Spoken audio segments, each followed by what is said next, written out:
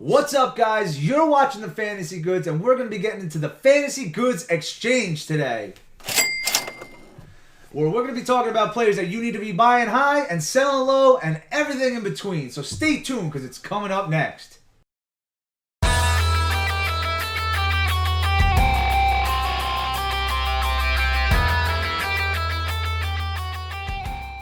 What's up, everybody? Welcome back to the Fantasy Goods for an edition of the Fantasy Goods Exchange, where we're going to be talking about trading players in honor of the Week 8 NFL trade deadline. So don't forget to like, subscribe, and leave a comment when you guys are done watching this video. All right, let's get right into it here, guys. I'm going to start it off with my buy high candidate right here, and it's going to be Travis Kelce. Now, he's not going to be cheap to get, guys, but he's definitely worth it. He's had double-digit games in 7 of his 8 outings this year, and 4 of those 7 games were 20-plus points.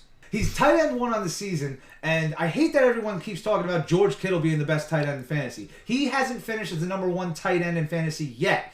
And Travis Kelce has done it for the past 3 seasons in a row. And you know what else he's done for the last 3 seasons in a row? He's been the highest targeted offensive weapon in this Kansas City offense. So what's he worth? He's really worth a low-end wide receiver 1 because just how highly he's targeted. He gets targeted between 12 and 17 times a game. So what would I offer for him? I'd offer someone like Allen Robinson straight up, who's wide receiver 9 on the season. Or if you want to try and, make a little combo trade, I'd package together Jonathan Taylor, who's running back 15 on the season, and Robert Woods, who's wide receiver 13 on the season. I think either of those would be a pretty fair trade if the guy who has Kels needs a wide receiver or maybe needs a couple more weapons and is willing to downgrade at tight end. But that's my buy high candidate. What do you got, Ben?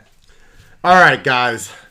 I'm going to talk about buying low. And my one guy that I'm going to talk about buying low is Leonard Fournette. So last Sunday, Fournette outsnapped Rojo 51-17 in Week 8. 51-17. I know Rojo owners were not happy about that. He rushed 15 times for 52 yards and caught 3 out of his 6 targets for 19 yards, compared to Rojo's 7 rushes for 23 yards and a fumble.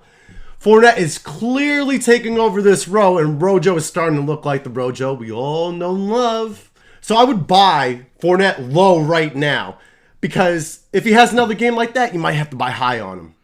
And I wouldn't feel comfortable buying Fournette high right now, considering Rojo is still there. But if Fournette has another game, just like he did last week, he's going to look like a solid RB2 for the rest of the season. If I had a trade for someone, I would look at Brandon Ayuk or Corey Davis to give for Leonard Fournette. I think that would be a fair trade. Brandon Ayuk is coming out. He's doing stuff with the 49ers, especially when everybody's hurt. And he's looking like a solid wide receiver 3. And Corey Davis, he has a splash of good games and bad games. So that would not be a bad trade either.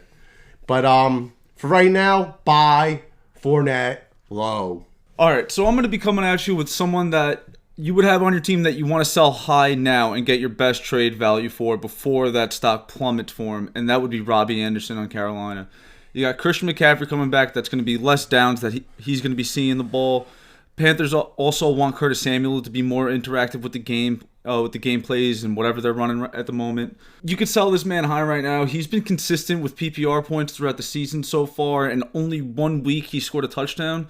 So that just opens up the possibility. These are all points on yardage alone. This is how you sell him high. And he's high on targets alone, though. Yeah, I just have to put that out. So this week it's going down because of the returns, because of the more involvement by Samuel. Sell him while he's riding that train and those targets, and get what you can get. You could probably get someone like David Montgomery and a tight end like Tanyan for a deal like that, and get that max value for him.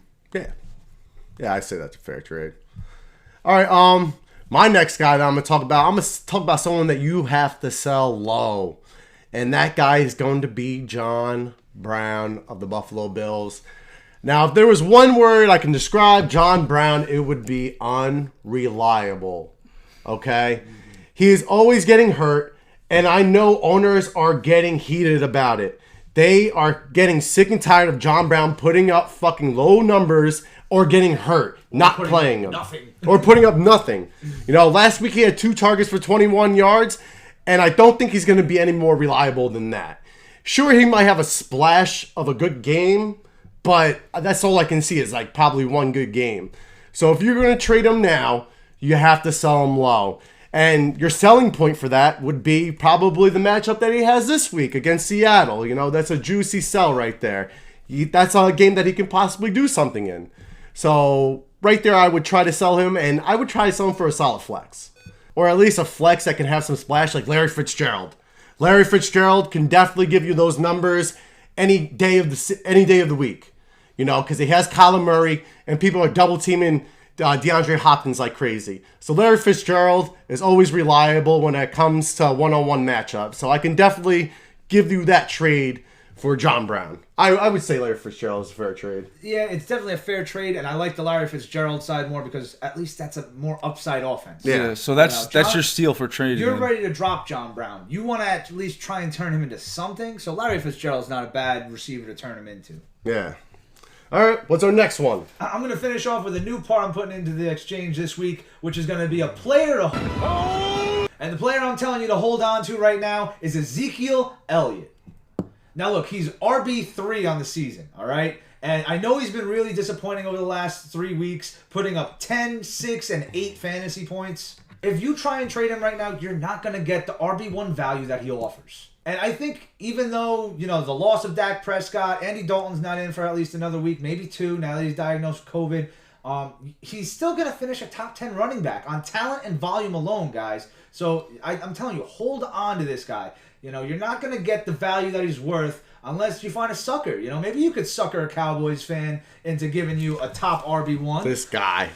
I mean, it could happen, but I mean, I don't think there are that many people that are that dumb to take a guy. You're upsetting Jason Witten. But I don't think there are that many people that are dumb enough to take a shot on Zeke right now with how abysmal that team looks. So I'm telling you right now, hold on to him unless you could get the true value of Ezekiel Elliott, because I think he'll finish as an RB1 this season. You're just gonna have to hold through this rough patch.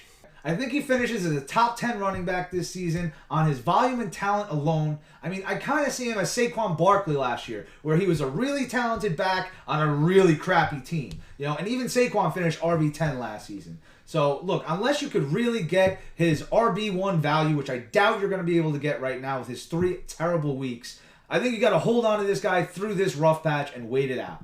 All right, guys, that does it for the Fantasy Goods Exchange. Ding, ding, ding. Market's closed. Thanks for watching, guys. Don't forget to like, subscribe to our YouTube channel, and leave us a comment. Let us know what you guys think of the video. If you guys have any questions for this week, week 9, any other weeks, any trades, any pickups, any lineup questions, check us out on Instagram, Facebook, and Twitter. Drop us a comment. Leave us a message. We'll get back to you if we can. But until next time, guys, we're the Fantasy Goods, and we got the goods.